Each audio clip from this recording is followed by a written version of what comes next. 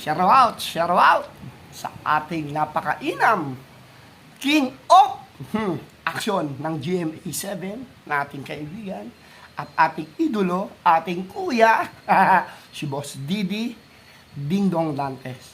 Ating hong kaibigan niya at yan po nakasama natin ng halos ilang dekada na rin ang Dingdong Dantes po ay napakabait niya, napaka-humble at higit sa lahat napaka-makatao. Nakita nyo naman, makaraan na kung ano. Yan po isang reservist.